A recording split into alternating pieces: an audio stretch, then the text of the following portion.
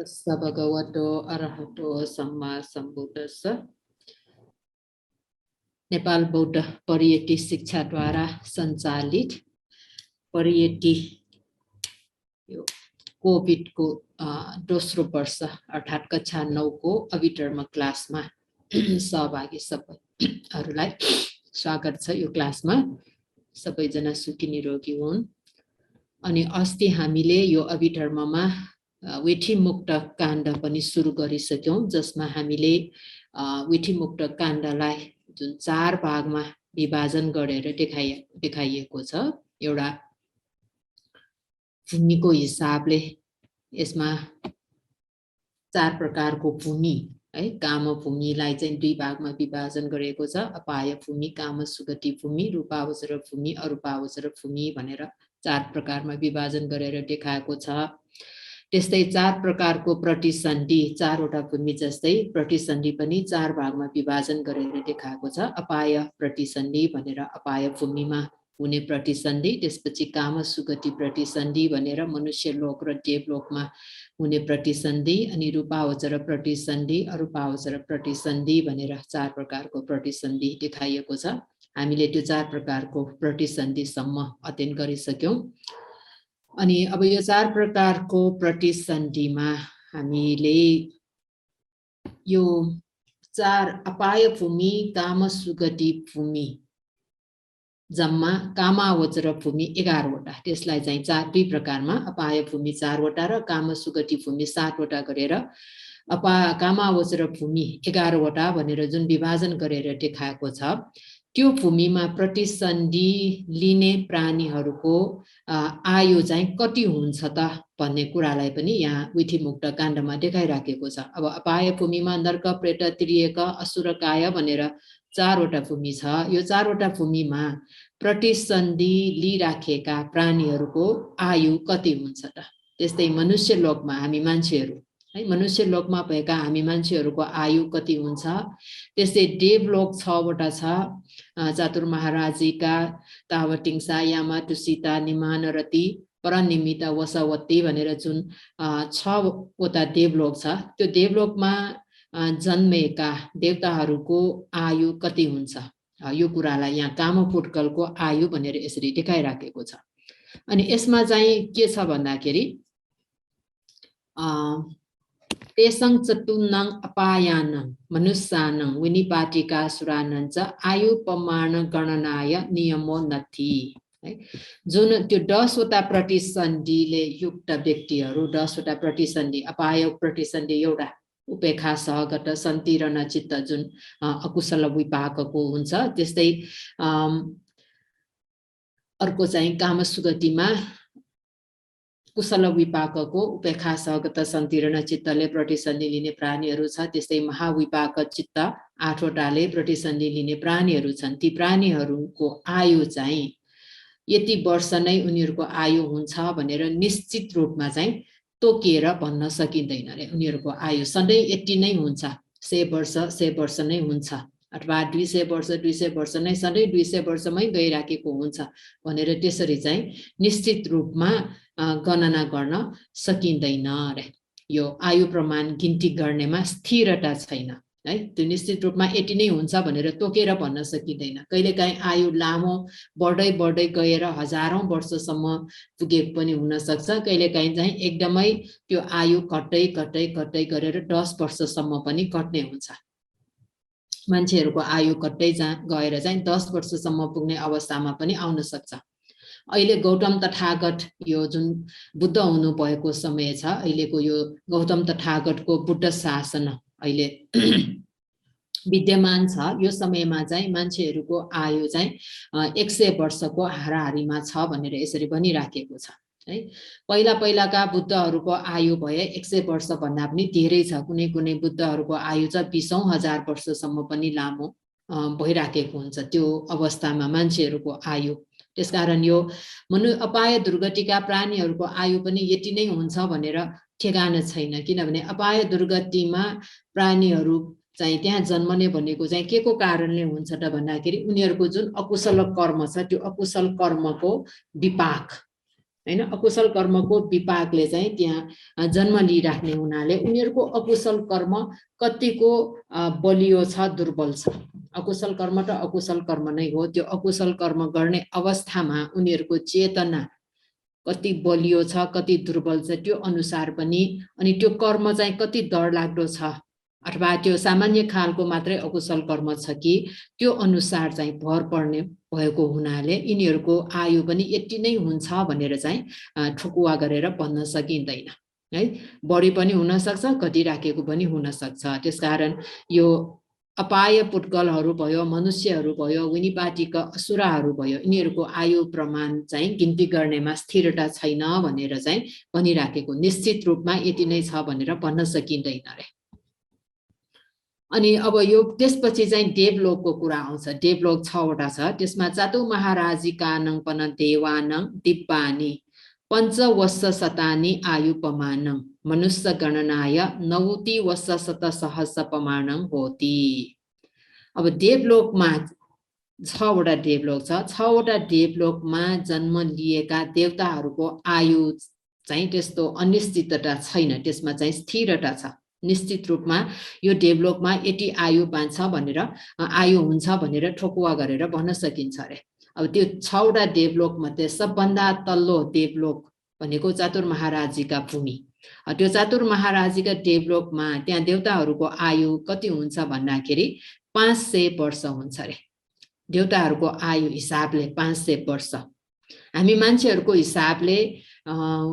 गिन्ती गर्दा चाहिँ 90 लाख वर्ष हुन्छ रे है मान्छेहरूको हिसाबले गिन्ती गर्दा त्यो चातुर महाराजीका देवताहरूको आयु चाहिँ 90 लाख वर्ष हुन्छ अब 90 लाख वर्ष उनीहरूको चातुर महाराजी देवलोककै हिसाबले भन्ने हो भने चाहिँ 500 वर्ष मात्र हुन्छ त्यसरी पनि राखेको छ अब 500 वर्षसम्म सबै त्यो चातुर महाराजीका देवलोकका देवताहरू 500 वर्षसम्मै बाँच्छन् भन्ने छ त भन्ने कुरा त्यो पनि हुँदैन है 500 तर त्यो देवलोकको आयु चाहिँ निश्चित छ धेरै लामो समयसम्म बाँच्न सक्ने भनेको त्यो 500 वर्ष हो त्यो भन्दा माथि चाहिँ हैन है त्यो त्यस्तो अनुसार हिसाबले चाहिँ त्यहाँ निश्चित रूपमा यति नै भनेर चाहिँ हामीले भन्न सकिन्छ अरे है अनि त्यसपछि ततो चतु गुणं तावतिंसानं ततो चतु गुणं यामानं ततो चतु गुणं तुसितानं ततो चतु गुणं निम्मानरतिनं ततो चतु गुणं प्रनिमित वसवतीनं भनेर पालीमा यसरी आइराखेको छ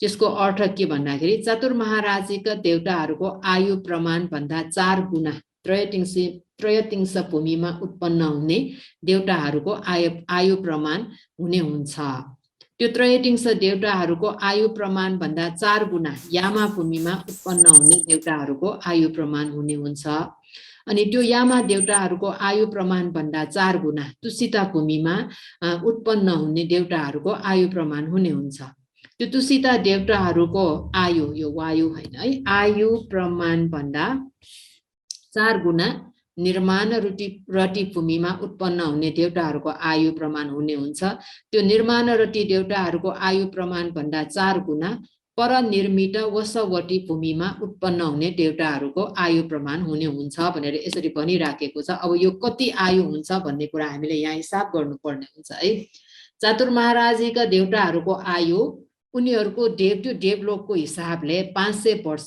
छ रे भनेपछि त्यसको 4 गुणा चाहिँ त्रयतिंश भूमिमा उत्पन्न हुने देवताहरूको आयु भनेपछि चाहिँ चातुर महाराजीका देवताहरूको हिसाब उनीहरूको त्यो देवलोकले हिसाब गर्ने हो भने चाहिँ तावतिंश देवलोकका देवताहरूको आयु चाहिँ 2000 वर्ष हुने भयो अब यो 2000 वर्ष भनेको चाहिँ तावत कुन चाहिँ लाई आधार लिएर भनेको त भन्दाखेरि चातुर महाराजीका देवताहरूको आयुलाई आधार लिएर भनेको भन्ने त्यस्तो अर्थमा हुन्छ तर त्रयतिंश भूमिको हिसाबले भन्ने हो भने उनीहरूको आयु चाहिँ 2000 वर्ष हुँदैन है त्रयतिंश भूमिको हिसाबले हेर्ने हो भने चाहिँ त्यो उनीहरूको त्रयतिंश भूमिका देवताहरूको आयु चाहिँ 1000 वर्ष मात्र हुने हुन्छ अनि फेरि त्यसमा फेरि हामी मान्छेहरूको हिसाबले चाहिँ कति हुन्छ त्यो हिसाब गर्नुपर्ने हुन्छ अब यो पालीमा चाहिँ सबै 4 गुणा बढाइराखेको छ त्यो त्रयतिंश देवताहरूको आयु प्रमाण भन्दा 4 गुणा यामा देवताहरूको आयु हुन्छ भनेपछि यसलाई हिसाब गरेर निकाल्नु पर्दा म अर्को एउटा फाइल सेयर गर्छु। यसमा हामीले हेर्नु है, यो अपाय भूमि मनुष्य लोकको आयु ठेगाना छैन। कहिलेकाहीँ बढ्दै गएर 20,000-30,000 हजार वर्षसम्म, त्यो भन्दा पनि लामो समयसम्म पनि पुग्छ। त कहिलेकाहीँ कतै गएर 10 वर्षको हाराहारीमा पनि झर्ने हुन्छ यो आयु है, बढ्ने घट्ने भइराख्छ। तर चातुर महाराजीका देवताहरूको आयु चाहिँ त्यसरी होइन रे। यो चातुर महाराजीका देवलोकमा आयु, त्यो चातुर महाराजीका देवलोकको हिसाबले चाहिँ 500 वर्ष हुन्छ। हामी मान्छेहरूको हिसाबले गिन्ती गर्यो भने 90 लाख वर्ष हुन्छ है, 90 लाख वर्ष हुन्छ रे। त्यस्तै ताओडिङ्स देवलोकका देवताहरूको आयु अघि पालीमा आए अनुसार चाहिँ यो चातुर महाराजीका देवताहरूको आयु भन्दा 4 गुणा बढी हुन्छ भनेपछि चातुर महाराजीका देवताहरूको हिसाबले चाहिँ यो 2000 वर्ष हुने भयो। तर अहिले यहाँ जुन देखाइराखेको छ यो 1000 वर्ष भनेर देखाएको चाहिँ यो चाहिँ त्रयटिङ्स देवलोकको हिसाबले भनेको भयो। त्रयटिङ्स देवलोकको हिसाबले चाहिँ उनीहरूको आयु चाहिँ 100 वर्ष हुन्छ है। हामी मान्छेहरूको हिसाबले गर्दाखेरि चाहिँ 3 करोड 60 लाख वर्ष हुन्छ रे। 3 करोड 60 लाख वर्ष यो मनुष्यहरूको हिसाब गर्दाखेरि 3 करोड 60 लाख हुन्छ। तर त्रयटिङ्स भूमिको हिसाबले भन्ने हो भने 1000 वर्ष हुन्छ। तर चतुर महाराजीका भूमिको हिसाबले भन्ने हो भने 2000 हुन्छ। तर यसमा चाहिँ 2000 लाई यहाँ देखाइराखेको छैन। यसमा बुझ्नको लागि त्यो पालीकोलाई अलि फरकताले चाहिँ यहाँ देखाइराखेको हुन्छ। अनि अर्को यामा देवताहरूको आयु चाहिँ त्यो यामा भूमिको हिसाबले चाहिँ 2000 वर्ष हुन्छ। हामी मान्छेहरूको हिसाबले चाहिँ 14 करोड 4 लाख हुन्छ। हामी मान्छेहरूको 14 करोड 4 लाख वर्ष भनेको यामा देवताहरूको आयु। त्यस्तै तुसित देवलोकका देवताहरूको आयु चाहिँ त्यो देवलोकको तुसित देवलोकको हिसाबमा चाहिँ 4000 वर्ष हुन्छ। हामी मान्छेहरूको हिसाबमा भन्ने हो भने 57 करोड 60 लाख वर्ष हुन्छ है। त्यसपछि निम्मानरती देवलोकका देवताहरूको आयु चाहिँ त्यो देवलोकको हिसाबले चाहिँ 8000 वर्ष हुन्छ। हामी मान्छेहरूको हिसाबले हेर्ने हो भने चाहिँ 230 करोड 40 लाख वर्ष लामो हुन्छ निम्मानरती देवताहरूको आयु। परनिमित्त वसवती देवताहरूको आयु हामी के अरे त्यो देवलोकको हिसाबले हेर्ने हो भने चाहिँ 16000 वर्ष हुन्छ। तर हामी मान्छेहरूको हिसाबले मान्छेको आयुले गणना गर्ने हो भने 921 करोड 60 लाख वर्ष हुन्छ रे। यसरी यो 6वटा देवलोकलाई उनीहरूको त्यो देवलोकको हिसाबमा पनि यहाँ देखाइराखेको छ अनि मनुष्य लोकको हिसाबमा पनि देखाइराखेको छ। हामी मनुष्य लोकले मानिसहरूको हिसाब गर्ने हो भने यो नम्बर धेरै बढी भयो संख्याहरू। अनि देवलोकको आफ्नो देवलोक यो चतुर महाराजीका ताओटिङ्सा यामा तुसिता निमानरती प्रनिमित भनेर उनीहरूको देवलोकको हिसाबले हेर्ने हो भने चाहिँ यो 500 1000 2000 4000 8000 र 16000 वर्ष चाहिँ हुन्छ। अब यो ताओटिङ्स देवलोकको आयुलाई फेरि चतुर महाराजीका देवलोकले पनि हिसाब गर्न सकिन्छ। पालीमा आइराखेको चतुर्गुणम 4 गुणा भनेर दिएकोमा यो जुन चतुर महाराजीका देवलोकको चतुर महाराजीका भूमिको हिसाबले हेर्ने हो भने चाहिँ ताओटिङ्स देवलोकको आयु चाहिँ 2000 वर्ष हुने हुन्छ हैन, 2000 वर्ष। अब यामा देवताको हिसाब यामा देवलोकको आयु चाहिँ यो ताओटिङ्स देवलोकको हिसाबले भन्ने हो भने त्यो 2000 मा फेरि 4 गुणा गरेर 8000 त्यस्तो तरिकाले जान सक्छ। तर अहिले यो जुन देखाइराखेको यो संख्या छ यो चाहिँ त्यो देवलोकको आफ्नो देवलोकको हिसाबले मात्र भनिराखेको हो। तलको देवलोकलाई नलिकन यसरी हिसाब गरेर देखाइराखेको छ। अनि ताओटिङ्स देवलोकको एक रात हैन एक दिन 24 आवर भनेको चतुर महाराजीका देवलोकको भन्दा डबल हुन्छ रे। त्यस्तो हिसाबले चाहिँ यसरी आइराखेको भयो। यो चाहिँ कामावचर सत्व प्राणीहरूको आयु यहाँसम्म है।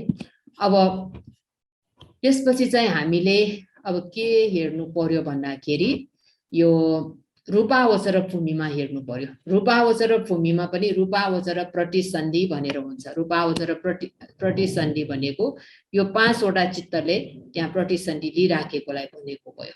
प्रथम ध्यान विपाक चित्त, द्वितीय ध्यान, तृतीय ध्यान यतापतिको, तृतीय ध्यान, तृतीय ध्यान विपाक चित्त, चतुर्थ ध्यान विपाक चित्त, पञ्चम ध्यान विपाक चित्त भनेर विपाक चित्तहरू 5 वटा छन्। यो 5 वटा विपाक चित्तले कुन कुन भूमिमा त्यहाँ प्रतिसन्धि लिन सक्छ त, कुन भूमिमा जन्म लिने हुन्छ भन्ने कुरालाई चाहिँ यहाँ देखाइराखेको छ। यसमा पनि अर्को एउटा अघिको फाइल शेयर गर्छु म। एउटा चाहिँ अघि हामीले छुट्याएको यो वशवर्ती भनेको परनिमित्त वशवर्ती, यिनीहरूको आयुलाई चाहिँ यहाँ पालीमा डाइरेक्ट देखाइराखेको छ, यति हुन्छ भनेर है। नव सञ्चेक विष वस्सानङ्कोतियो तथा वस शत सहस्रानि सत्थी च वशवतीसु भनेर वर्षवर्ती भूमिमा यो परनिमित्त वशवती देवलोकमा उत्पन्न हुने देवताहरूको आयु प्रमाण मानिसहरूको गिन्ती हिसाबले 900 कोटी र 21 कोटी भनेपछि 921 करोड, त्यस्तै प्रकारले 60 लाख 921 करोड 60 लाख वर्ष हुन्छ अरे। यो अघि टेबलमा पनि गइसकेको छ। यो परनिमित्त वर्षवर्ती देवलोकका देवताहरूको आयु हामी मान्छेहरूको आयुले हिसाब गरेर देखाएको भयो। अनि त्यसपछि चाहिँ रूप प्रतिसन्धि 6 वटा भनेर छ। यसमा चाहिँ 6 वटा कसरी भयो भन्दाखेरि पहिला हेरौँ। रूपावचर विपाक चित्त हामीसँग 5 वटा छ। प्रथम ध्यान विपाक चित्त, द्वितीय ध्यान, तृतीय ध्यान, चतुर्थ ध्यान, पञ्चम ध्यान विपाक चित्त भनेर 5 वटा छ। अनि रूपावचर भूमि 16 वटामा एउटा चाहिँ असंज्ञा सट्टो भूमि भनेर छ। असंज्ञा सट्टो भूमिमा चाहिँ विपाक चित्तले प्रतिसन्धि लिँदैन, रूप धर्मले नै त्यहाँ प्रतिसन्धि लिएको हुन्छ। त्यो रूप धर्मले लिएको प्रतिसन्धिलाई जोडेर यहाँ रूप प्रतिसन्धि 6 वटा भनेर भएको भयो है। त्यो रूप प्रतिसन्धि 6 वटा भनेको के हो त भन्दाखेरि प्रथम चाहन विपाकं, प्रथम चाहन भूमियं, प्रतिसन्धि भवंग च्युति वसेन पवर्तति। प्रथम ध्यानले युक्त भएको विपाक चित्त प्रथम ध्यान भूमिमा प्रतिसन्धि भवंग च्युति हिसाबले चाहिँ उत्पन्न हुने हुन्छ अरे। भन्नाको अर्थ प्रथम ध्यान भूमि भनेर हामीसँग 3 वटा छ। त्यो 3 वटा प्रथम ध्यान भूमिमा कुन चाहिँ उत्पन्न भएका ब्रह्माहरू चाहिँ कुन चाहिँ चित्तले प्रतिसन्धि लिन्छ त भन्दाखेरि प्रथम ध्यानले युक्त भएको विपाक चित्त भनेपछि रूपावचर पहिलो विपाक चित्तले चाहिँ त्यहाँ प्रथम ध्यान विपाक चित्तले प्रतिसन्धि लिन्छ। अब जुन चित्तले प्रतिसन्धि लिएको हो त्यही चित्त नै भवंग चित्त पनि हुन्छ, अनि त्यही चित्तले मृत्यु हुन्छ, च्युति चित्त पनि त्यही हुन्छ।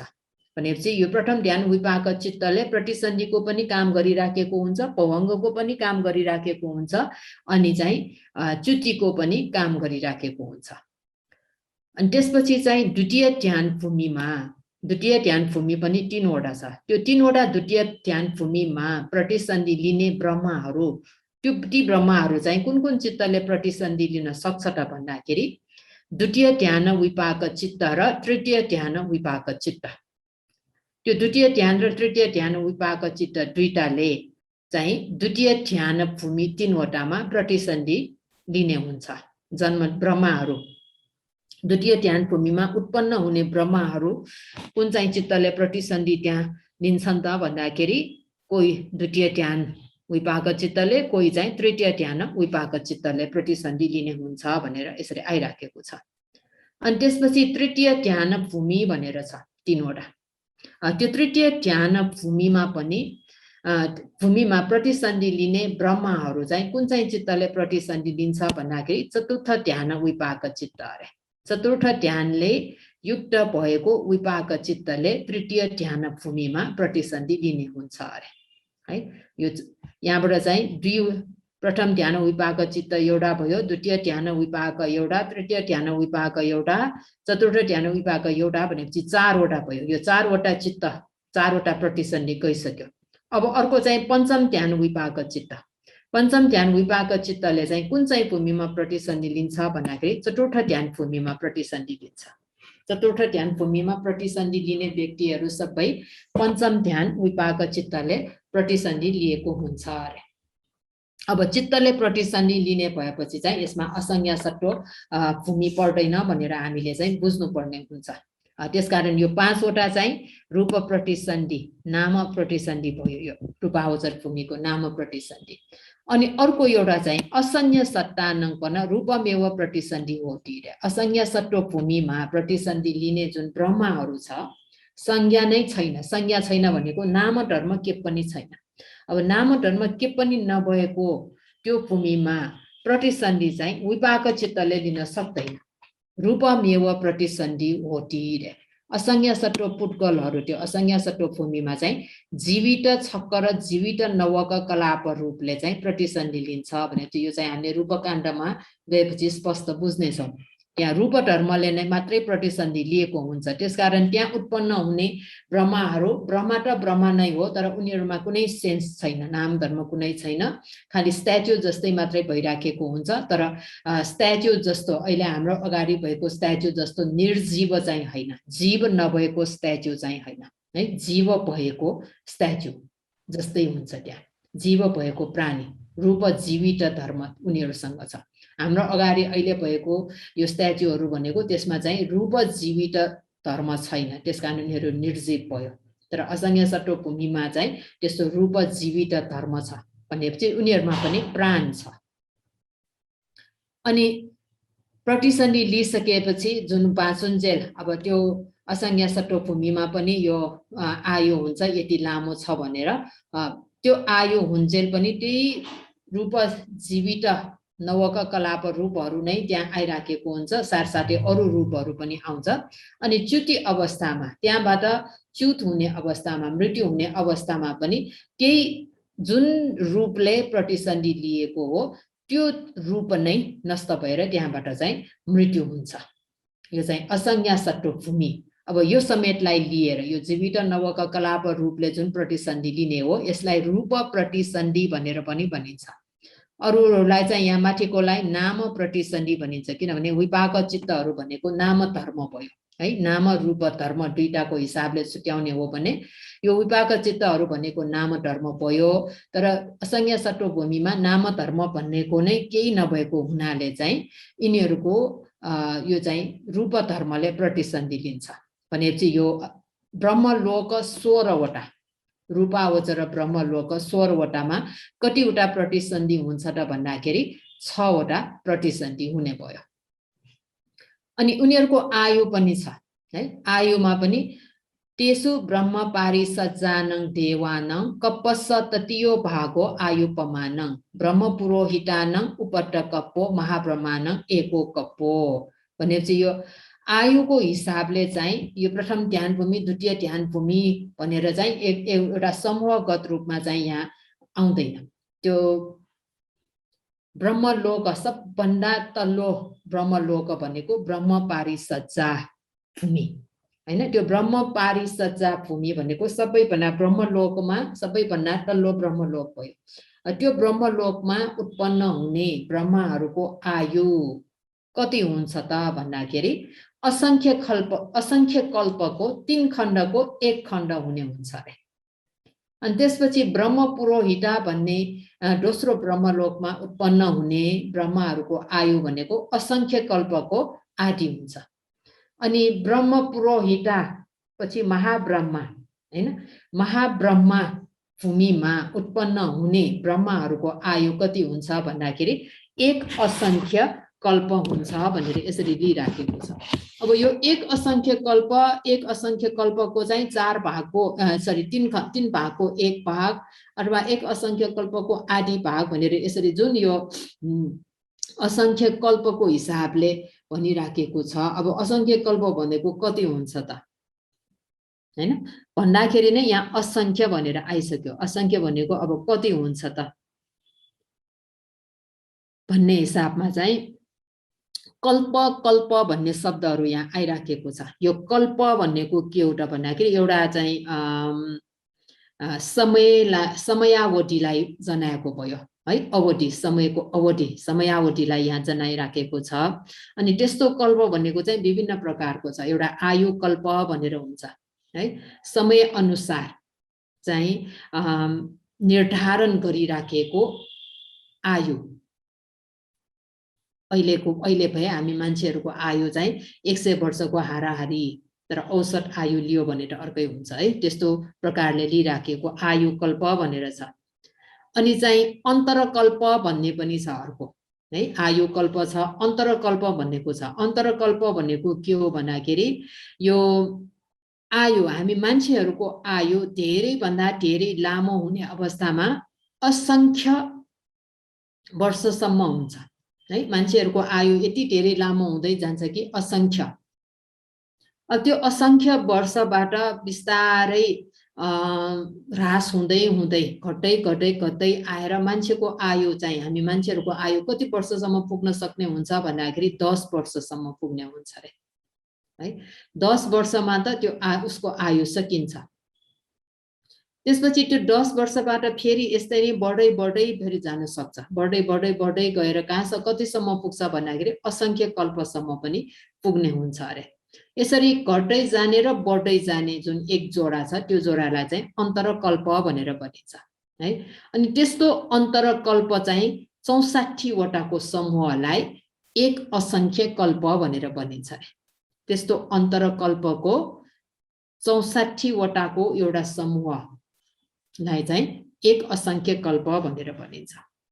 अनि त्यस्तो एक असंख्य जुन त्यस्तो असंख्य कल्प छ त्यो असंख्य कल्पको 4 वटालाई चाहिँ एक महाकल्प भनेर भनिन्छ। यसरी 4 प्रकारको कल्प भनेर त्यहाँ देखाएको छ। एउटा चाहिँ आयु कल्प भनेर यो बहुश्रुतको लागि आयु कल्प भनेर छ, अनि अन्तरकल्प भनेर छ, असंख्यय कल्प भनेर छ, अनि महाकल्प भनेर छ। अब यहाँ रूप ब्रह्माहरूको आयु देखाउँदाखेरि चाहिँ दुईटा कल्प प्रयोग भइराखेको छ। एउटा चाहिँ असंख्य कल्प, एउटा चाहिँ महाकल्प भनेर है। यो पालीमा चाहिँ परित्रावा भूमिमा उत्पन्न हुने ब्रह्माहरूको आयु प्रमाण 2 महाकल्प, यहाँ चाहिँ महाकल्प आइसक्यो। एक महाकल्प भनेको कतिवटा भन्दाखेरि असंख्य कल्पको 4 वटा, 4 असंख्य कल्प भनेको एक के भन्छ महाकल्प हुन्छ रे है। अनि अपमाणा भूमिमा उत्पन्न हुने ब्रह्माहरूको आयु प्रमाण 4 महाकल्प हुने हुन्छ रे। आभस्सरा भूमिमा उत्पन्न हुने ब्रह्माहरूको आयु प्रमाण 8 महाकल्प हुने हुन्छ। परित्त सुबा भूमिमा उत्पन्न हुने ब्रह्माहरूको आयु प्रमाण 16 महाकल्प, अपमान सुबा भूमिमा उत्पन्न हुने ब्रह्माहरूको आयु 32 महाकल्प, शुभकिन्न भूमिमा उत्पन्न हुने ब्रह्माहरूको आयु 64 महाकल्प हुन्छ रे। अनि वयापल्ल भूमिमा उत्पन्न हुने ब्रह्मा र असंज्ञ सत्व भूमिमा उत्पन्न हुने ब्रह्माहरूको आयु 500 महाकल्प हुन्छ अरे है। त्यसपछि शुद्धावास भूमि 5 वटा छ। शुद्धावास भूमि 5 वटामा सबभन्दा तल्लो शुद्धावास भूमि अविहा भूमिमा उत्पन्न हुने ब्रह्माहरूको आयु 1000 महाकल्प। अटप्पा भूमिमा उत्पन्न हुने ब्रह्माहरूको आयु 2000 महाकल्प। शुद्धसा भूमिमा उत्पन्न हुने ब्रह्माहरूको आयु 4000 महाकल्प। शुद्धसी भूमिमा उत्पन्न हुने ब्रह्माहरूको आयु 8000 महाकल्प। अकनिष्ठ भूमिमा उत्पन्न हुने ब्रह्माहरूको आयु 16000 महाकल्प हुन्छ भनेर यसरी ब्रह्माहरूको आयु प्रमाणलाई यहाँ देखाइराखेको छ। यो टेबलमा हेरौँ अनि अलिकति क्लियर हुन्छ होला। प्रथम ध्यान विपाक चित्तले प्रतिसन्धि लिने भनेको प्रथम ध्यान भूमि 3 वटामा लिन्छ। अनि त्यसमा जुन यो ब्रह्म पारिसज्जा सबभन्दा तल्लो ब्रह्मलोक भयो, त्यसको ब्रह्म पारिसज्जा भूमिमा रहेका ब्रह्माहरूको आयु कति हुन्छ त भन्दाखेरि असंख्य कल्पको 3 भागको 1 भाग है। 3 भागको 1 भाग। बिचको ब्रह्म पुरोहित देवताहरूको आयु भनेको असंख्य कल्पको आदि हुन्छ। महाब्रह्महरूको आयु 1 असंख्य कल्प हुन्छ। यो आयुलाई यहाँ छोटकरीमा यो क्रमैसँग लिने। ब्रह्म पारिसज्जाको असंख्य कल्पको 3 भागमा 1 भाग, ब्रह्म पुरोहितको आदि, महाब्रह्मको 1 असंख्य कल्प। त्यसपछि द्वितीय ध्यान भूमिमा प्रतिसन्धि लिएका ब्रह्माहरूको आयुमा परितापा ब्रह्मलोकका ब्रह्माहरूको आयु 2 महाकल्प हुन्छ रे। अपमाना भएको 4 महाकल्प, आभस्सराको 8 महाकल्प है। यसरी क्रमशः लिने। परित सुबा ब्रह्माहरूको आयु 16 महाकल्प, अपमान सुबा ब्रह्माहरूको आयु 32 महाकल्प, शुभकिन्न ब्रह्माहरूको आयु 64 महाकल्प। अनि चतुर्थ ध्यान भूमि भनेर 7 वटा छ यो 7 वटा भयो यो 7 वटामा पहिलो असंज्ञा सत्व भूमिमा जुन अघि भने जस्तै संज्ञा नभएको भूमि है नाम धर्म के पनि नभएको भूमि खाली रूप धर्म मात्रै भएको त्यो असंज्ञा सत्व ब्रह्महरुको आयु कति हुन्छ भन्दाखेरि महाकल्प 500 वर्ष हुन्छ रे साथै वह फल भूमिमा रहेका ब्रह्महरुको आयु पनि महाकल्प 500 हुन्छ 500 महाकल्प त्यसपछि शुद्धावास 5 वटामा चाहिँ यो क्रमशः यहाँ है अविहा भूमिका शुद्धावास यो शुद्धावास भूमि भनेपछि यहाँ चाहिँ अनागामी व्यक्तिहरु मात्रै प्रतिसन्धि लिन सक्छ अरु व्यक्तिहरु त्यो शुद्धावास भूमिमा प्रतिसन्धि लिन सक्दैन शुद्धावास भनेपछि एकदमै शुद्ध भइसकेको व्यक्तिहरु एकदमै शुद्ध भइसकेको त्यसकारण अविहा भन्ने शुद्धावास भूमिको आयु चाहिँ 1000 वर्ष अतप्पा भन्ने शुद्धावास भूमिको आयु 2000 वर्ष शुद्धसा भन्ने शुद्धावास भूमिको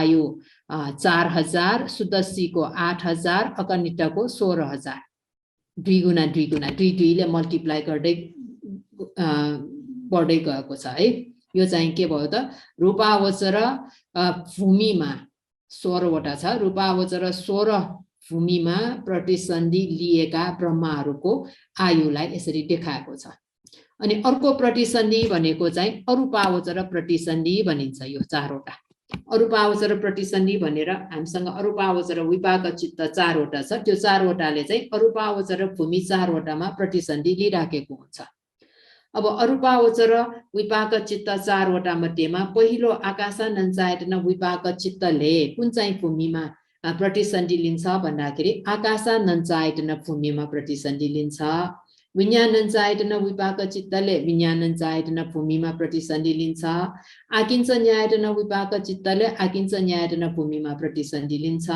नैव संज्ञाना संज्ञायतन विपाक चित्तले नैव संज्ञाना संज्ञायतन भूमिमा प्रतिसन्धि लिने हुन्छ भनेपछि अरूपावचर प्रतिसन्धि हामीसँग कतिवटा छ त भन्दाखेरि 4 वटा छ अघि रूपावचर प्रतिसन्धि चाहिँ 6 वटा छ प्रथम ध्यान विपाक चित्त द्वितीय ध्यान विपाक चित्त तृतीय ध्यान चतुर्थ ध्यान पंचम ध्यान विपाक चित्त 5 वटा प्लस अनि जीवित नवक कलाप रूप धर्मले प्रतिसन्धि लिएको एउटा गरेर 6 वटा छ तर अहिले अरूपावचर प्रतिसन्धि चाहिँ 4 वटा छ त्यो 4 वटाले क्रमशः अरूपावचर भूमि 4 वटामा प्रतिसन्धि लिने हुन्छ भनेपछि तिनीहरु अरूप ब्रह्महरु भयो अरूप ब्रह्म भनेपछि त्यहाँ चाहिँ रूप धर्म के पनि हुँदैन खाली नाम धर्म मात्रै छ चित्त र चैतसिक स्वभाव मात्रै छ रूप धर्म के पनि छैन अब त्यो चित्त र चैतसिक मात्र भएको त्यो अरूप ब्रह्म लोकमा आयु कसरी आउँछ त भन्दाखेरि सबभन्दा तल्लो आकाशानञ्चायतन भूमिको आयु चाहिँ 20000 वर्ष महाकल्प हुन्छ है 20000 महाकल्प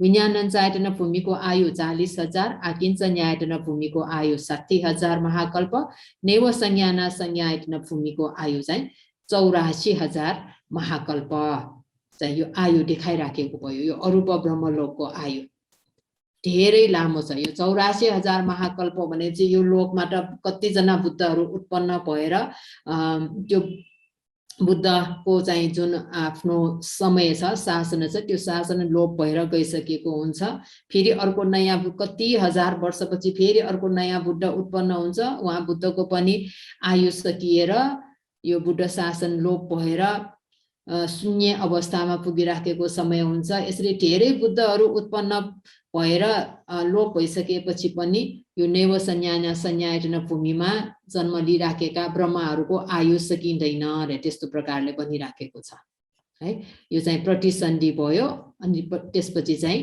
त्यहाँ उत्पन्न भएका ब्रह्महरुको आयु यसलाई चाहिँ यो पालीमा पनि आइराखेको छ मैले यसमा यहाँ चाहिँ टेबल बनाएर देखाइदिएको भयो है सम्झन सजिलो होस् भनेर आरूप प्रतिसन्धि 4 वटा भर्खरै भनेको है प्रथम आरूप्यादि विपाक चित्त प्रथम आरूप्यादि भूमिमा क्रमशः प्रतिसन्धि भवंग चुटी हिसाबले उत्पन्न हुने हुन्छ अरूप ब्रह्मलोकहरुको आयु म चाहिँ आकाशानञ्चायतन भूमिमा उत्पन्न हुने ब्रह्महरुको आयु 20000 महाकल्प विज्ञानञ्चायतन भूमिमा उत्पन्न हुने ब्रह्महरुको आयु 40000 महाकल्प आकिञ्च न्यायतन भूमिमा उत्पन्न हुने ब्रह्महरुको आयु 60000 महाकल्प नैव संज्ञाना संज्ञायतन भूमिमा उत्पन्न हुने ब्रह्महरुको आयु 84000 महाकल्प यसरी चाहिँ आइराखेको छ अनि त्यसपछि हामीले सम्झिराख्नुपर्ने यो गाथा है, यो गाथा हामीले बुझिराख्नुपर्छ, सम्झिराख्नुपर्छ।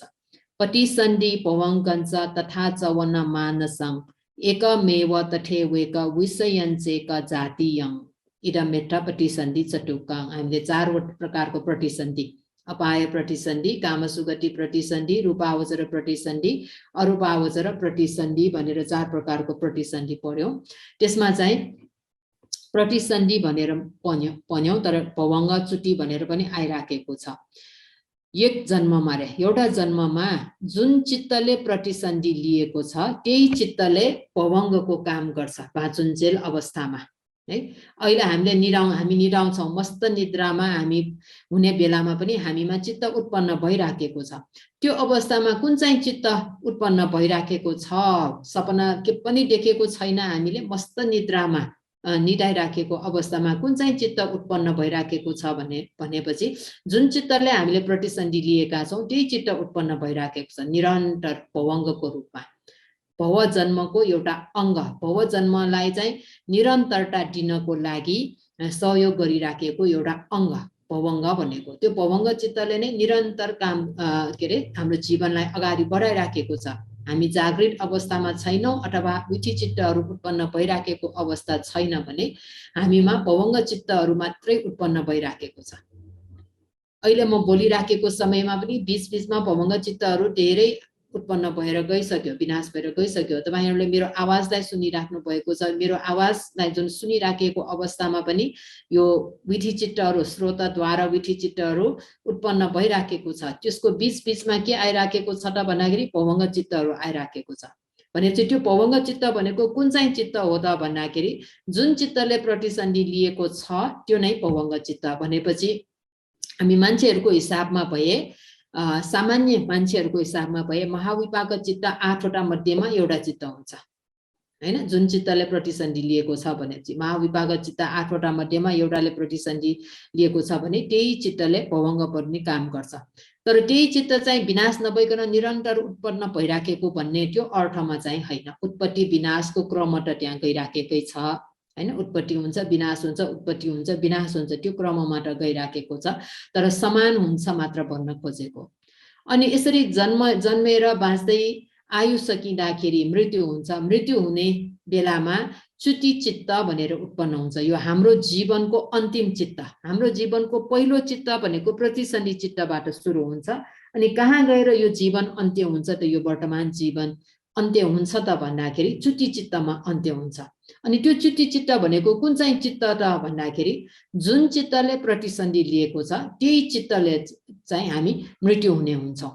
मृत्यु हुने अवस्थामा उत्पन्न हुने भएकोले त्यो चित्तलाई चाहिँ च्युति चित्त भनेर भनिन्छ। भनेपछि एउटा जन्ममा है, अब यो वर्तमान जन्ममा एउटा जन्ममा प्रतिसन्धि चित्त, पवङ्ग चित्त र च्युति चित्त भनेको एकै चित्त हुनुपर्छ, एउटै चित्त हुनुपर्छ भन्ने कुरा चाहिँ यो गाथामा भनिराखेको भयो। एक जन्ममा मिल्ने धर्म 3 वटा है। अनि यो 3 वटा एउटा प्रतिसन्धि कार्य गर्छ, अनि अर्को समयमा पवङ्गको कार्य गर्छ, मर्ने बेलामा च्युति चित्तको कार्य गर्छ। यो कार्य गर्ने बेलामा यो चित्तको आरम्भन भनेको के हो त भन्दाखेरि कर्म, कर्म निमित्त अथवा गति निमित्त भनेर हामीले अगाडि पनि पढेर आयौं। त्यो 3 वटा मध्येमा एउटा आयो। जुन प्रतिसन्धि चित्तले जुन आरम्भन लिएको छ भनौं, कर्मलाई आरम्भन लिएको छ भने पवङ्ग चित्तले पनि त्यही कर्मलाई नै आरम्भन बनाउँछ, च्युति चित्तले पनि त्यही कर्मलाई आरम्भन बनाएर मृत्यु हुन्छ। यदि पवङ्ग चित्त प्रतिसन्धि चित्तले कर्म निमित्त आरम्भन लिएको छ भने पवङ्ग चित्त र च्युति चित्तको आरम्भन पनि कर्म निमित्त नै हुन्छ। प्रतिसन्धि चित्तले चाहिँ गति निमित्त आरम्भन लिएको छ भने पवङ्ग चित्त, च्युति चित्तको आरम्भन पनि गति निमित्त नै हुन्छ। भनेपछि प्रतिसन्धि, पवङ्ग र च्युति चित्त भनेको एउटै हुन्छ अनि आरम्भन पनि एउटै हुन्छ। त्यसकारण एक जन्ममा मिल्ने 3 वटा धर्महरू के हुन् भनेर सोध्यो भने प्रतिसन्धि, पवङ्ग र च्युति चित्त भनेर भन्नुपर्ने हुन्छ। यो चाहिँ प्रतिसन्धि चतुष्क 4 प्रकारको प्रतिसन्धिलाई यहाँ देखाएको भयो। अनि अब आज हामी पढ्ने यो कर्म चतुष्क भनेर कर्म हामी जति पनि कुशल कर्म अकुशल कर्महरू हामीले गरिराखेका छौं त्यो कुशल कर्म अकुशल कर्मलाई चाहिँ त्यहाँ 4 भागमा विभाजन गरेको छ 4 प्रकारले विभाजन गरेर देखाएको छ त्यो 4 प्रकारले विभाजन गरेर देखाएकोमा पनि एक प्रकारमा पनि 4 थरी कर्महरूलाई फेरि देखाएको छ कर्मलाई 4 भागमा विभाजन गरेको छ त्यो 4 वटामा पनि एउटा कर्मलाई 4 एउटा त्यो भागमा पनि 4 वटा कर्महरू चाहिँ त्यहाँ देखाइराखेको छ है अब त्यसमा चाहिँ पहिलो के त भन्दाखेरि जनक उपठम्बकं उपपीलकं उपघाटकं चेटी किच्च वसेन भनेर यसरी आइराखेको छ कृत्य किच्च वसेन यहाँ आइराखेको किच्च भनेको कृत्य कार्य त्यो कामको हिसाबले हामीले त कुशल अकुशल कर्म विभिन्न गरिराखेका छौं त्यो कुशल अकुशल कर्मले जुन गर्ने कार्य छ त्यो कार्यको हिसाबले चाहिँ कर्मलाई 4 प्रकारमा विभाजन गरेर देखाएको छ रे एउटा चाहिँ जनक कर्म भनेर छ अर्को चाहिँ उपठम्बक कर्म अनि एउटा चाहिँ उपपीलक कर्म अनि उपघाटक कर्म भनेर 4 वटा अब यसमा चाहिँ जनक कर्म भनेको के हो त है कृत्यको हिसाबले कर्मलाई यसरी 4 भागमा विभाजन गरेको छ अब यसमा जनक कर्म भनेको के हो त हैन जनक कर्म भनेको प्रतिसन्धि प्रवृत्ति क्षणमा विपाक चित्त चैतसिक कर्मज रूप इत्यादि फल दिन सक्ने कुशल अकुशल कर्म भनेर भनिराखेको छ है जनक भन्ने शब्दको अर्थै जनक भनेको उत्पादन गर्ने क्षमता भएको त्यसलाई चाहिँ जनक भनिन्छ उत्पादन गर्ने क्षमता भएको अब यसले चाहिँ यो यस्तो कर्म छ कि हामीले गरिराखेको एउटा कुशल कर्म पनि हुन सक्छ अकुशल कर्म पनि हुन सक्छ त्यो कुशल अकुशल कर्मको शक्ति यति छ कि यसले चाहिँ अर्को जन्म दिन सक्छ हैन अर्को जन्ममा प्रतिसन्धि दिन सक्छ भनेपछि त्यो कर्मले अकुशल कर्म छ भने यसले अपाय दुर्गतिमा पनि जन्म दिन सक्छ कुशल कर्म छ भने यो सुगति भूमिमा चाहिँ जन्म दिन सक्छ रे त्यसरी नयाँ जन्म दिन सक्ने कर्मलाई चाहिँ जनक कर्म भनेर भनिन्छ नयाँ जन्म भनेपछि यो प्रतिसन्धि फल दिन सक्ने कर्म अब प्रतिसन्धि दिन सक्ने भनेपछि प्रतिसन्धि चित्त उत्पादन गर्न सक्ने कर्म भयो है अब त्यो प्रतिसन्धि चित्त उत्पन्न हुने बेलामा प्रतिसन्धि चित्त एउटा मात्रै उत्पन्न हुन्छ त भन्दाखेरि चित्त आयो भने चैतसिक पनि आउँछ प्रतिसन्धि चित्त भनेकै विपाक चित्तहरू भयो अनि त्यो विपाक चित्त भनेको चित्त मात्रै उत्पन्न हुन्छ त भन्दाखेरि चित्त मात्र उत्पन्न हुँदैन त्यो सँगसँगै चाहिँ अर्को के भन्छ चैतसिक स्वभाव धर्महरू आइराखेको हुन्छ अनि त्यस्तै त्यो प्रतिसन्धि चित्त उत्पन्न हुने समयमा नै कर्मज रूपहरू पनि उत्पादन भइराखेको हुन्छ कर्मज रूप है त्यस्तो कर्म यो कर्मज रूप भनेको यो जनक कर्म भनेको अतीत जन्ममा हामीले गरेर आएको कर्म अतीत जन्ममा गरेर आएको कर्मले के प्रति यो वर्तमान जीवनमा के फल दिन्छ भन्दाखेरि प्रतिसन्धि दिन्छ हामीलाई मनुष्य पुण्य गरेर आएको मान्छेहरू भए मनुष्य भएर जन्म लिन्छ मनुष्य भएर जन्म लिनु भनेको त्यो मनुष्य लोकमा प्रतिसन्धि चित्त उत्पन्न भयो त्यो प्रतिसन्धि चित्त भनेकै विपाक चित्त अब चित्त एक्लै उत्पन्न हुँदैन चित्त सँगसँगै चैतसिक पनि आइ नै हाल्छ अनि त्यसको साथसाथै त्यो कर्मले के उत्पादन गर्न सक्छ भन्दाखेरि त्यो प्रतिसन्धि चित्त उत्पन्न भएकै समयमा कर्मज रूपहरू पनि उत्पन्न गराउँछ कर्मज रूपहरू पनि उत्पन्न गराउँछ त्यस्तो प्रकारको कर्मलाई चाहिँ जनक कर्म भनेर भनिन्छ अब प्रतिसन्धि लिसके प्रतिसन्धि चित्त भनेको त एक क्षण मात्रै हुन्छ एक क्षण भएर प्रतिसन्धि लिसकेपछि त हाम्रो प्रवृत्ति क्षण भन्छ मृत्यु नहुन्जेलसम्म हामी बाँचिराखेको प्रवृत्ति निरन्तर रूपमा हाम्रो जीवन चाहिँ अगाडि गइराखेको छ जति आयु बाँच्नेछ त्यो आयु पुरा नहुन्जेलसम्म हामी गइराखेको हुन्छ अनि त्यो त्यस्तो अवस्थामा पनि पहिला गरेर आएको जुन कर्म छ त्यो कर्मले त्यो अवस्थामा पनि फल दिइराखेको हुन सक्छ रे त्यस्तोलाई पनि के भन्छ त भन्दाखेरि जनक कर्म भनेर भनिन्छ वास्तवमा त्यो कुशल अकुशल कर्म नै हो कुशल अकुशल कर्मको अर्को नाम जनक कर्म भनेर त्यसलाई छुट्याइदिएको छ किन त यसले प्रतिसन्धि फल दिन सक्छ है अनि त्यसपछि उपठम्बक कर्म भनेर छ हामीले गरिराखेको कुशल अकुशल कर्मले अर्को के कार्य गर्दछ भन्दाखेरि उपठम्बक भनेको चाहिँ टेवा दिने, सहयोग गर्ने, सपोर्ट गर्ने कार्य गर्छ रे। अब जनको कर्मको हिसाबले हामीले प्रतिसन्धि दियौं, प्रतिसन्धि लिएर नयाँ जन्म प्राप्त गर्यौं, त्यो नयाँ जन्मलाई चाहिँ निरन्तरता दिनको लागि उपठम्बक कर्मले चाहिँ त्यहाँ सहयोग गरिराखेको हुन्छ। भनेपछि जनक कर्म र उपठम्बक कर्म एउटै हुँदैन है। हामीले दिनहुँ नै हाम्रो जीवनमा कुशल कर्म अकुशल कर्म गरिराखेका छौं। कुशल कर्ममा पनि थरी थरीको कुशल कर्महरू छन्, अकुशल कर्ममा पनि थरी थरीको अकुशल कर्महरू छन्। त्यो थरी थरीको कुशल कर्म अकुशल कर्महरूले प्रतिसन्धि फल दियो, जनक कर्म भयो। अब प्रतिसन्धि दिइसकेपछि हाम्रो नयाँ जन्म यस्तो प्राप्त भइसकेपछि त्यो जीवनमा बाँचुन्जेल अवस्थामा त्यसलाई चाहिँ फेरि सहयोग गरिराख्ने, टेवा दिइराख्ने के भन्छ यो कर्महरू छ, अरू कर्महरू, अरू ससाना। त्यति जनक कर्म प्रतिसन्धि फल दिन सक्ने कर्म भनेपछि अलिकति धेरै नै बलियो कर्म भयो। प्रतिसन्धि समेत दिन सक्ने, नयाँ जन्म दिन सक्ने कर्म भनेपछि यो चाहिँ अलिकति बलियो भयो।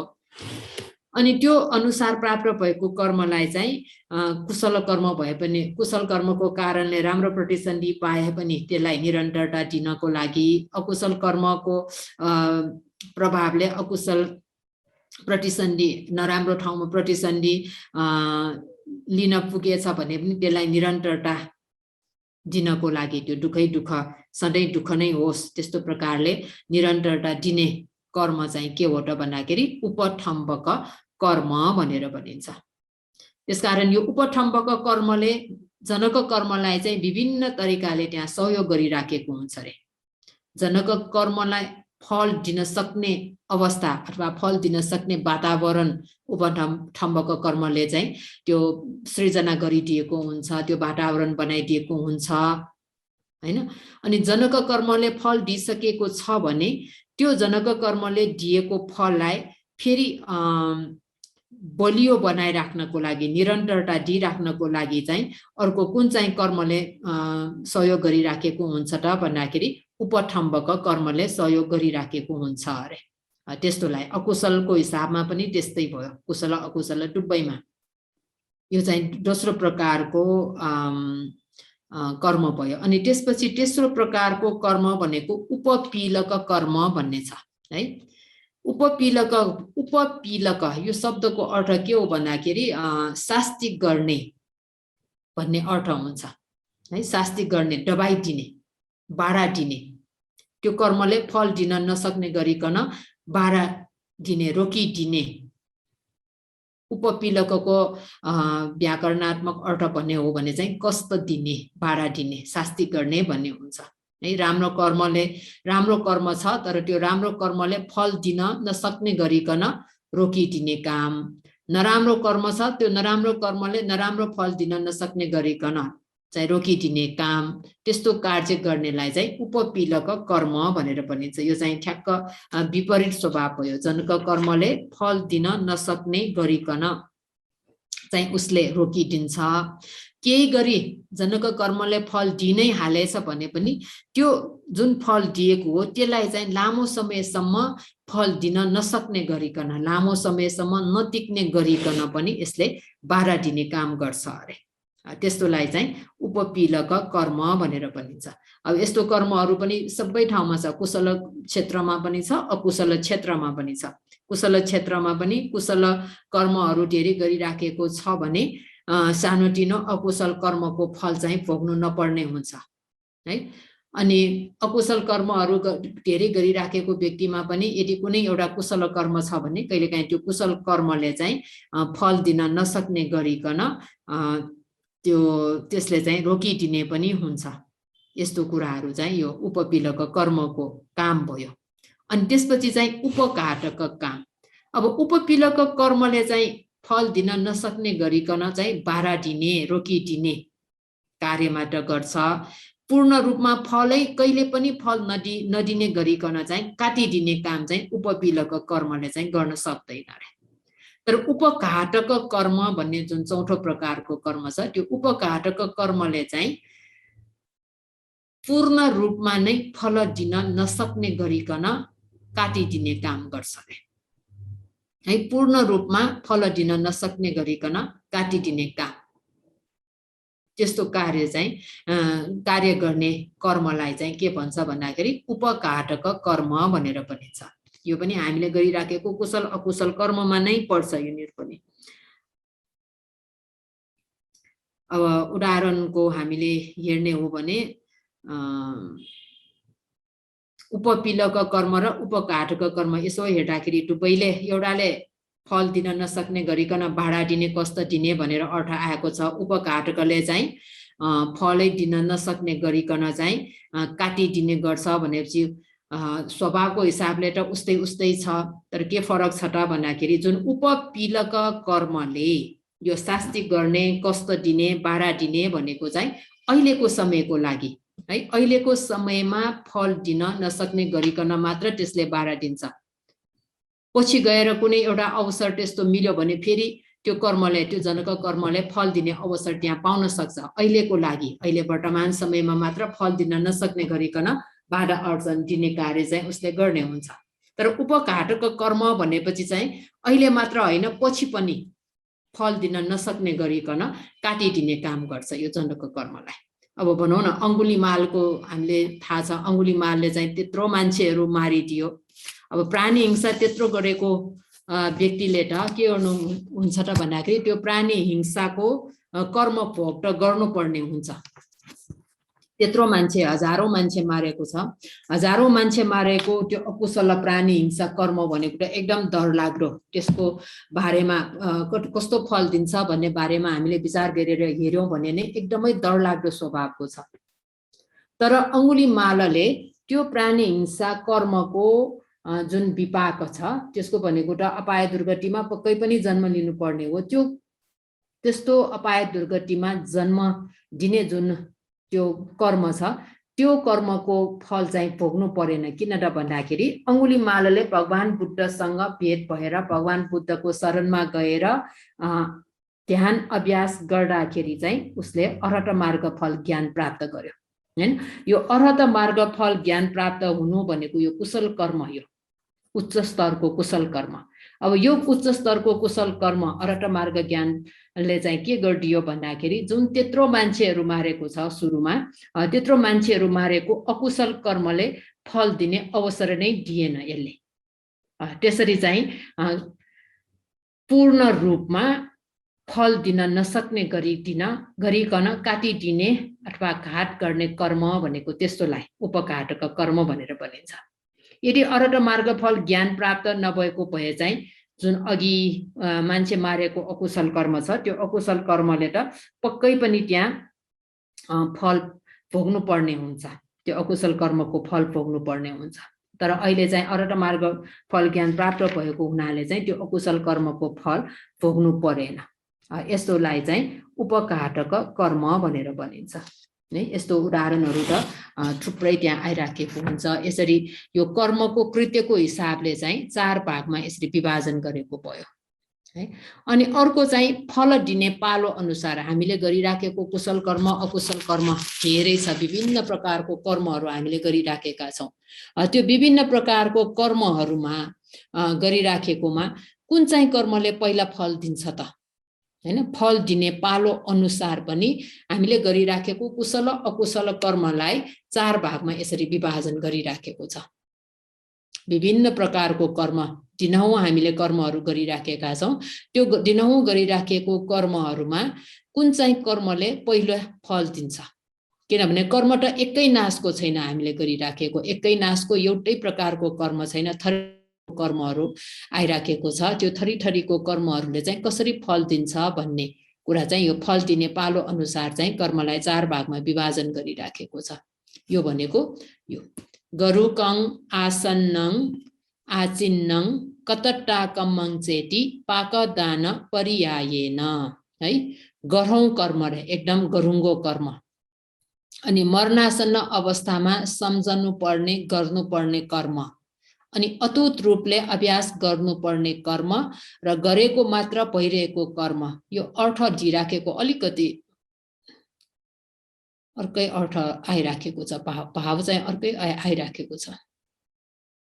अतुत रूपले अभ्यास गर्नुपर्ने होइन कि अतुत रूपले अभ्यास गरिने, मरणासन्न अवस्थामा सम्झिने हैन, मरणासन्न अवस्थामा गरिने कर्म यस्तो प्रकारले हुनुपर्छ। गर्नुपर्ने भनेपछि अर्कै अर्थ आयो है। अनि कतटा कर्म भनेको खाली गरेको मात्र ठहरिने कर्म, त्यस्तो हिसाबले चाहिँ यो फल दिने पालो अनुसार चाहिँ हामीले गरिराखेको कर्मलाई चाहिँ 4 भागमा यहाँ विभाजन गरिराखेको छ अरे। अब यसमा चाहिँ पहिलो गरुको कर्म भनेको कस्तो कर्म, यो हामीले त्यत्रो कर्महरू गरिराख्दा कुन चाहिँ कर्मले पहिला फल दिइराखेको छ र भन्दाखेरि गरुको कर्मले पहिला फल दिन्छ अरे। अब कस्तो कर्मलाई गरुको कर्म भन्ने त हैन, कस्तो कर्म गरुकमा, गरुक भनेपछि एकदमै भारी कर्म, एकदमै गरुङ्गो, एकदमै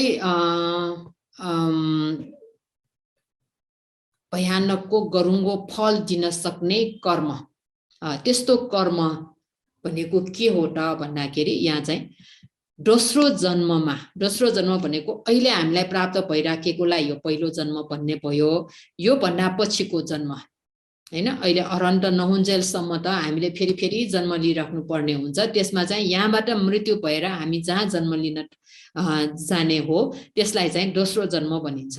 त्यो दोस्रो जन्ममा निश्चित रूपमा पक्का पनि फल दिने कर्म, फल नदिकन छोड्दैन, त्यस्तै पक्का पनि फल दिइ नै हाल्छ। त्यस्तो निश्चित रूपमा फल दिने कर्मलाई चाहिँ गरुको कर्म भनेर भनिन्छ। दोस्रो जन्ममा फल पक्कै पनि दिन्छ यसले। यो कर्म हुन्जेलसम्म अरु जस्तो सुकै कर्महरू गरिराखे पनि त्यसले फल दिने हुँदैन रे। त्यस्तो प्रकारको कर्मलाई गरुक, एकदमै भारी कर्म भनेर भनिन्छ है। अब त्यो भारी कर्म भनेपछि हामीले त अकुशल पक्षमा मात्र सोच्ने हुन्छौँ, त्यो अकुशल पक्षमा मात्र होइन, कुशल पक्षमा पनि छ। कुशल अकुशल दुवैतर्फ छ। अब दुवैतर्फमा कुशल पक्षमा हेर्ने हो भने महगत कर्म भनेर भनिन्छ, अकुशल पक्षमा हेर्ने हो भने चाहिँ पञ्चानन्तरीय कर्म भनेर भनिन्छ। अब महगत कर्म भनेको के हो त भन्दाखेरि ध्यानलाई भनेको, यो रूपावचर र अरूपावचर ध्यान है। रूपावचर अरूपावचरमा जुन प्रथम ध्यान, द्वितीय ध्यान, तृतीय, चतुर्थ, पञ्चम ध्यान भनेर ध्यानहरू लाभ गरिराखेको छ। त्यो ध्यान लाभ हुनु भनेकै रूपावचर कुशल चित्तहरू उत्पन्न भइराखेको भयो है। अरूपावचर कुशल चित्तहरू उत्पन्न भइराखेको भयो। त्यो रूपावचर कुशल चित्त 5 वटा, अरूपावचर कुशल चित्त 4 वटा, जम्मा 9 वटा। त्यो 9 वटालाई चाहिँ महगत कर्म भनेर भनिन्छ। भनेपछि यो ध्यान लाभ भइराखेको अवस्था, त्यो प्रथम द्वितीय तृतीय चतुर्थ पञ्चम ध्यान लाभ भइराखेको अवस्थामा चाहिँ त्यो ध्यान जुन लाभ भएको छ त्यो ध्यान नष्ट नहुँदै मृत्यु भयो। त्यो ध्यान लाभ गर्दै मृत्यु भयो है। ध्यान लाभ गरेर फेरि नाश भयो भने चाहिँ होइन कि त्यो ध्यान जुन प्राप्त गरेको छ, प्रथम ध्यान प्राप्त गरिराखेको छ, द्वितीय ध्यान, तृतीय चतुर्थ पञ्चम ध्यान यसरी प्राप्त गरिराखेको छ, त्यो ध्यान प्राप्त भइराखेको चाहिँ लोप नहुँदै, अन्तर ध्यान नहुँदै उसको मृत्यु भयो भने त्यो व्यक्ति सीधा गएर कहाँ जन्म दिन पुग्ने हुन्छ भन्दाखेरि रूपावचर अरूपावचर ब्रह्मलोकमा जन्म लिने हुन्छ, प्रतिसन्धि लिने हुन्छ। अब रूपावचर अरूपावचर ब्रह्मलोकमा प्रतिसन्धि लिने भनेपछि अघि भनेर आएको प्रतिसन्धिहरू, रूपावचर प्रतिसन्धि 6 वटा, अरूपावचर प्रतिसन्धि 4 वटा मध्येबाट त्यहाँ प्रतिसन्धि लिने हुन्छ, पक्कै पनि त्यहाँ पुग्ने हुन्छ। ध्यान नष्ट नहुँदै, ध्यान लोप नहुँदै, विनाश नहुँदै, ध्यान भ्रष्ट नहुँदै मृत्यु भयो भने सिधै गएर रूपावचर अरूपावचर ब्रह्मलोकमा चाहिँ जन्म लिने हुन्छ। त्यसरी रूपावचर अरूपावचर ब्रह्मलोकमा फल दिन सक्ने है, प्रतिसन्धि फल दिन सक्ने त्यो कर्मलाई महगत कर्म भनिन्छ। यो गरुको कर्म भयो कुशल पक्षमा है। अनि अकुशल पक्षमा भन्यो भने चाहिँ पञ्चानन्तरीय कर्म अरे। पञ्चानन्तरीय कर्म भनेपछि पञ्चमहापाप है। यो पञ्चमहापाप पितुघातक बुबालाई मार्ने, माटुघातक आमालाई मार्ने, अरहन्तघातक अरहन्तहरूलाई मार्ने, सङ्गभेदक सङ्ग विभाजन गरिदिने, एउटा लोहितो पाठक भगवान बुद्धको शरीरमा रगत जम्ने गरिकन गर्ने जुन देवदत्तले गरेको थियो घृतकुत पर्वतबाट यो ढुङ्गा खसालेर त्यो ढुङ्गाको टुक्राले भगवान बुद्धको औँलामा हान्न पुग्दा चाहिँ त्यहाँ रगत जमेको लोहितो पाटक रगत उत्पन्न गराइदिने त्यस्तो प्रकारको पञ्चानन्तरीय कर्म गरेको व्यक्ति छ भने त्यो कर्म गरेको व्यक्तिले अरु जस्तो सुकै पुण्य धर्म गरे तापनि त्यो पुण्य धर्मको फल दिने पालो पहिला आउँदैन है। त्यो पुण्य धर्मको फल दिने पालो पहिला नआइकन आफूले जुन पञ्चमहापाप गरिराखेको छ, आमा मार्ने, बुबालाई मार्ने, यो पञ्चमहापाप त्यो कर्मले चाहिँ पहिला फल दिन्छ रे। जस्तो सुकै उत्कृष्ट खालको कुशल कर्महरू गरिराखे तापनि त्यो कुशल कर्मको फल दिने पालो पहिला आउँदैन, किनभने उसमा एकदमै भारी अकुशल कर्म छ। पञ्चमहापाप माटु काटक, पिटु काटक, अरण्ड काटक, लोहितु पाटक भनेको चाहिँ भगवान बुद्धको शरीरमा रगत जम्ने गरिकन गर्ने, अनि सङ्ग भेटक सङ्गलाई विभाजन गर्ने त्यस्तो कर्म गरेको छ भने चाहिँ त्यसमा सिधै गएर अविची नरकमा उत्पन्न हुन्छ, अरु ठाउँमा जन्म लिँदैन। अनि अरु उच्च खालको पुण्य कुशल धर्महरूले यो पञ्चानन्तरीय कर्मलाई चाहिँ रोक्न सक्दैन। अघि भने जस्तो यो उपघाटक जस्तो त्यसलाई चाहिँ फल दिन नसक्ने गरिकन बारा दिने काट्ने कार्य चाहिँ गर्न सक्दैन, त्यतिसम्म भारी। यसलाई चाहिँ गरुको कर्म भनेर भनिन्छ। फल नदिकन छाड्दैन। यो दोस्रो जन्म अकुशल पक्षमा भए यो पञ्चानन्तरीय कर्म गरेको व्यक्तिहरू अविची नरकमा सिधै जानुपर्ने हुन्छ। तर अजात शत्रुको विषयमा भन्ने हो भने अजात शत्रुले पनि आफ्नो श्रोतापन्न बुबा बिम्बिसार महाराजलाई चाहिँ जुन हत्या गरेको थियो, पितुघाटक कर्म गरिराखेको छ। त्यो पितुघाटक कर्म गरिराखेको अजात शत्रु पछि भगवान बुद्धको शरणमा गएर बुद्ध शासनमा एकदमै श्रद्धावान व्यक्ति भएर निस्कियो है। बुद्ध शासनमा यो गृहस्थ उपासक उपासिकाहरूमा बीचमा हेर्यौं भने अजात शत्रु जस्तो बुद्ध शासन प्रति श्रद्धावान भएको व्यक्ति अरु छैन भनेर भनिराखेको छ है। त्यस्तोसम्म पनि भयो, तैपनि उसले चाहिँ जुन पितालाई, आफ्नो बुबालाई, त्यो पनि श्रोतापन्न भइसकेको बुबालाई मारेको जुन पितुघाटक कर्म छ, त्यो पितुघाटक कर्मले नरकमा जन्म लिनै पर्यो।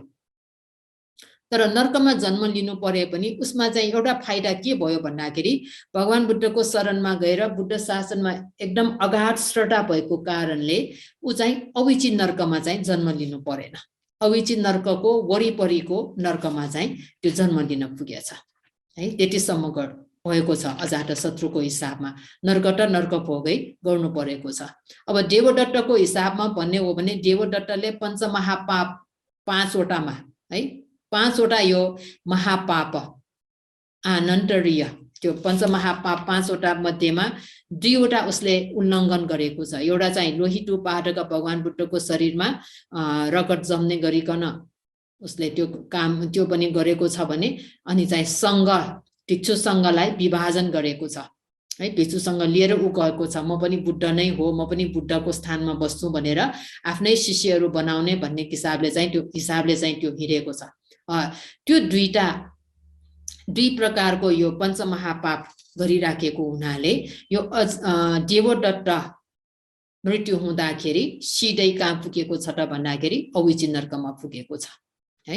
अविची नरकमाबाट मुक्त भएको छैन अहिलेसम्म पनि।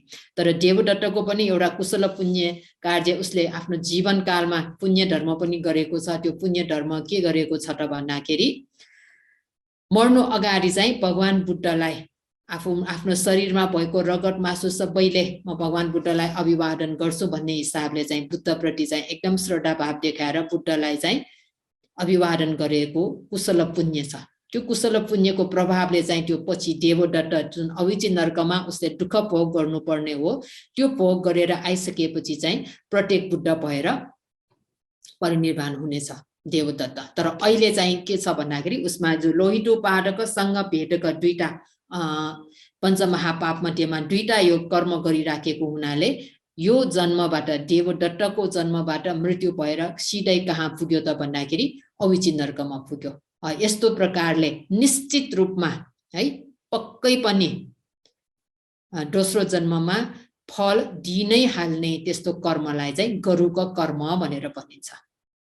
त्यस्तो गरुको कर्म यस्तो डरलाग्दो अकुशलमा भए पञ्चमहापाप भयो, कुशल पक्षमा भए लौकिक ध्यानहरू लाभ गरिराखेको छ भने त्यो कर्महरूले दोस्रो जन्ममा पक्कै फल दिन्छ। त्यसलाई गरुको कर्म भनिन्छ। यदि यस्तो प्रकारको गरुको भारी कर्म छैन भने हामी मृत्यु भएपछि दोस्रो जन्ममा कुन चाहिँ कर्मले फल दिइराखेको हुन्छ त? यस्तो भारी कर्म छैन भने भन्दाखेरि आसन्न कर्म भनेर भनिन्छ। त्यो आसन्न कर्मले चाहिँ दोस्रो जन्ममा फल दिन्छ अरे। दोस्रो जन्ममा फल दिने पालो अनुसार यहाँ चाहिँ कर्मलाई विभाजन गरेको भयो। गरुको भारी कर्म छैन भने आसन्न कर्मले फल दिन्छ। अब आसन्न कर्म भनेको के हो भन्दाखेरि मरण हुनु अगाडि सम्झने अथवा गरिने कर्म।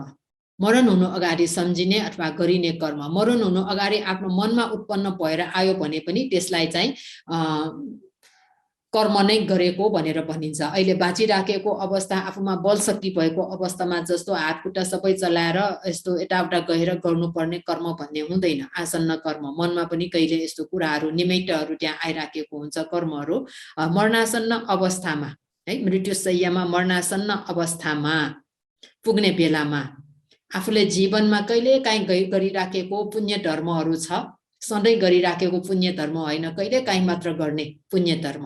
तर त्यो पुण्य धर्म गरेर बिर्सिसक्यो त्यो। तर मरणशय्यामा पुगिराखेको बेलामा, मरणासन्न अवस्थामा पुगेपछि त्यो आफूले एक दुईचोटि गरिराखेको तर कहिल्यै नसम्झिएको कुरा पनि मृत्युशय्यामा पुग्दा याद आएर त्यसमा नै खुसी भएर मृत्यु भयो भने त्यो व्यक्ति चाहिँ राम्रो ठाउँमा जन्म लिने हुन्छ। यस्तो प्रकारको कर्मलाई आसन्न कर्म। यदि बाँचिराखेको अवस्थामा त्यस्तै कुनै एउटा अकुशल कर्म गरिराखेको छ तर बीचमा चाहिँ त्यो बिर्सिसक्यो त्यो अकुशल कर्म, तर मरण हुनु अगाडि चाहिँ त्यो अकुशल कर्म आफूले गरिराखेको त्यो अकुशल कर्मको याद आयो, सम्झना आयो भने त्यो कर्मले पनि चाहिँ दोस्रो जन्ममा फल दिने हुन्छ अरे। नराम्रो ठाउँमा अकुशल कर्म भएपछि नराम्रो ठाउँमा फल दिने हुन्छ। तर कुनै कुनै अवस्थामा चाहिँ आसन्न कर्म भनेको चाहिँ हाम्रो मृत्यु त कहिले हुन्छ भनेर हामीलाई थाहा हुँदैन। अब त्यो उपदेश सुन्दा सुन्दै हैन, कोही कोही चाहिँ ध्यान भावना गर्दा गर्दै, कोही कोही चाहिँ यस्तो भगवान बुद्धलाई पूजा गर्दा गर्दै यो राम्रो पक्षमा भयो, मृत्यु भयो भने त्यो कर्मलाई आसन्न कर्म भनेर भन्नुपर्ने हुन्छ है। त्यो कर्मले चाहिँ त्यहाँ फल दिने हुन्छ। अब नराम्रो क्षेत्रमा अकुशल पक्षमा भन्ने हो भने चाहिँ त्यस्तै दुईजना एकदम झगडा गरेर एकले अर्कालाई चाहिँ हिर्काउँदै छ, त्यो हिर्काउँदै नै मृत्यु भयो भने त्यो कर्म उसको लागि आसन्न कर्म हुन्छ। त्यो कर्म अनुसार चाहिँ ऊ जन्म लिने हुन्छ।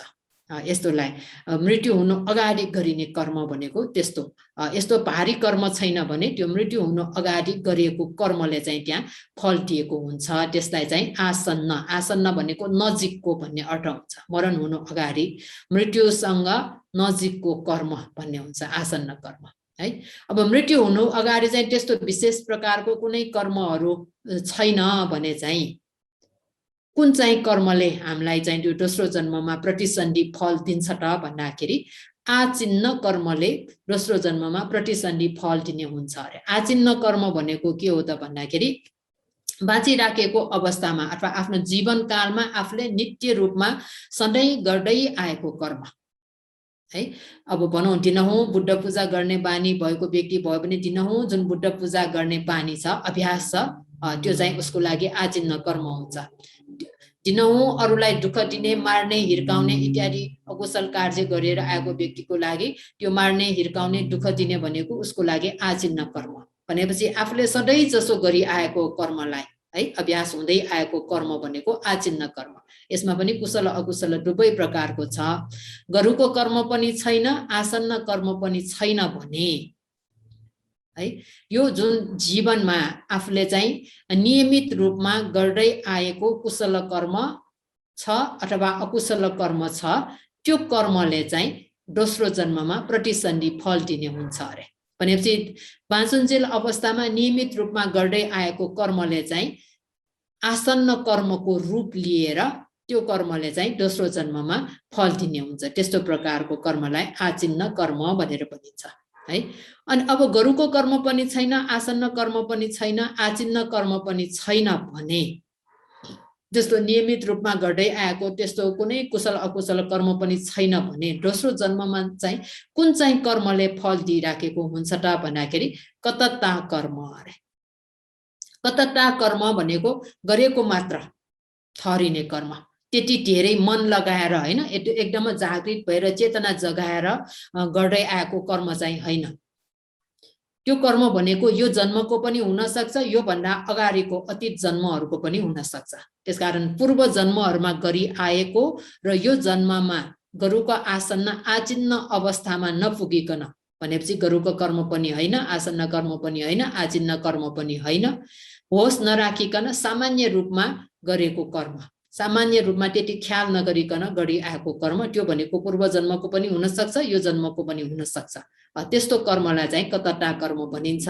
यो माथिको 3 प्रकारको कर्म छैन भने यो कतता कर्मले चाहिँ प्रतिसन्धि त्यहाँ फल दिने हुन्छ अरे। यसरी फल त्यसको फल दिने पालो आउँछ भन्नाले चाहिँ यसरी दोस्रो जन्ममा जुन फल दिने पालो अनुसार चाहिँ कर्मलाई 4 भागमा विभाजन गरिराखेको छ है। क्रमशः जान्छ यो। गरुको कर्मले अरु जस्तो सुकै कर्महरू गरिराखे तापनि उसमा गरुको कर्म पनि छ भने गरुको कर्मले पहिला फल दिन्छ, गरुको कर्म छैन भने आसन्न कर्मले फल दिन्छ, आसन्न कर्म पनि छैन भने आचिन्न कर्मले, आसन्न कर्मको रूप लिएर त्यहाँ आचिन्न कर्मले फल दिन्छ। आचिन्न कर्म पनि छैन भने अघिल्लो जन्ममा अथवा यो जन्ममा आफूले होस नराखिकन सामान्य रूपमा गर्दै आएको त्यो कर्मले कतता कर्म भनिन्छ, त्यो कर्मले चाहिँ फल दिने हुन्छ भनेर यो फल दिने पालो अनुसार हामीले गरिराखेको कुशल अकुशल कर्मलाई 4 भागमा विभाजन गरेको भयो। अघि चाहिँ यो फल कर्मको कार्य अनुसार फल उत्पादन गर्ने, भरोसा दिने, शास्ति गर्ने र पूर्ण रूपमा घाट गरिदिने, काटिदिने उसको कार्य अनुसार पनि कर्मलाई 4 भागमा विभाजन गरेको भयो भनेपछि यहाँ 2 प्रकार भइसक्यो कर्ममा है। कर्म चतुष्क 4 कर्ममा चाहिँ यो कृत्यको हिसाबले एक प्रकारले यहाँ कर्मलाई विभाजन गरेको छ, अर्को फल दिने पालो अनुसार पनि कर्मलाई यहाँ विभाजन गरिराखेको छ। यो 2 प्रकारको भयो। अब बाँकी 2टा चाहिँ हामी अर्को हप्तामा जाउँ। यसमा केही नबुझेको छ भने सोध्न सक्नुहुन्छ। गुरुमा हजुर मेरो एउटा प्रश्न, अनि मौड कल्याण भन्टेको केसमा चाहिँ उहाँको चाहिँ उहाँ पनि अरु के कर्म गरेर आउनु भएको थियो नि, उहाँ चाहिँ उहाँको अरहत भए पनि उहाँको महापापभित्र पर्दैन। पर्दैन किनभने आमा बुबालाई मारेको त छैन नि, तर उहाँ अरहत भनेर लगेको हो। अङ्गुलीमाल जस्तो भएन है उहाँकोमा चाहिँ माफ भएन, उहाँ अङ्गुलीमालको चाहिँ माफ भयो भने मौड कल्याणको चाहिँ माफ भएन है गुरुमा। हैन मौड कल्याण भन्तेले जुन आमा बुबालाई मार्छु भनेर जंगलमा त लगाएको थियो हैन, जंगलमा लगाएको थियो, मार्छु नै भनेर लगेको हो। तर अनि आफैले चाहिँ चोर डाकाको रूप लिएर चाहिँ आमा बुबालाई एकदम हिर्काएको थियो नि उसले। तर आमा बुबाको मृत्यु त भएको छैन नि। फेरि आमा बुबाको मैत्री स्वभावलाई देखेर चाहिँ मन पग्लेर आमा बुबालाई घरमा फिर्ता ल्याएको थियो।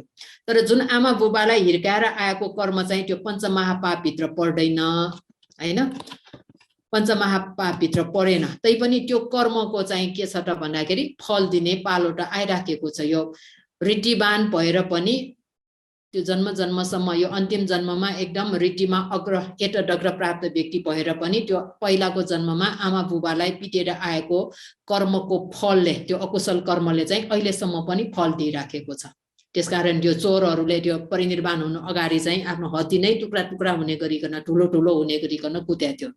अकुशल कर्मको फल त दिइराखेकै छ। अब अङ्गुलीमालको हिसाबमा चाहिँ के भन्ने खोजेको भन्दाखेरि अङ्गुलीमालले पनि मान्छे त्यत्रो मारेको छ हैन, हो भने त त्यस्तो अकुशल कर्म गरेको मान्छेले त दोस्रो जन्ममा पक्कै पनि नर्क भोग गर्नुपर्ने हो नि है। तर अङ्गुलीमालको यो जन्म अन्तिम जन्म भइसक्यो, किनभने उसले त के भन्छ यो अरहत मार्गफल ज्ञान प्राप्त गरिसकेको हुनाले अकुशल नर्कमा चाहिँ प्रतिसन्धि लिने त्यो कर्म चाहिँ भएन, प्रतिसन्धि चाहिँ दिन सकेन। त्यस्तोलाई चाहिँ उपघातक भनेको भयो। तर बाँचेको अवस्थामा यो के भन्छ भिक्षाटन जाँदाखेरि त अरूले ढुङ्गाले हिर्काउने त्यस्तो पनि त भोग्नु परेकै छ।